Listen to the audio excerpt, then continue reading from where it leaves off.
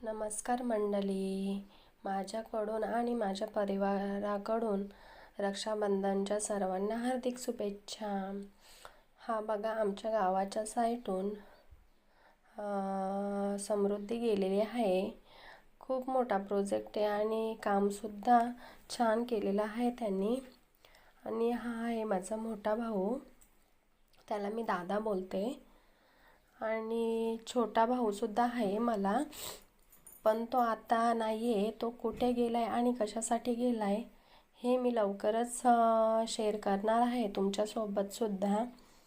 आणि माझ्या काकांच्या मुलांकडे मी राखी बांधायला गेलेली, पण तिथे काही व्हिडिओ केलीच नाही, त्यामुळे ते राहून गेलं. अशी होती माझी रक्षाबंधन. कशी वाटली तुम्हाला नक्की कमेंट्समध्ये सांगा. Thank you so much.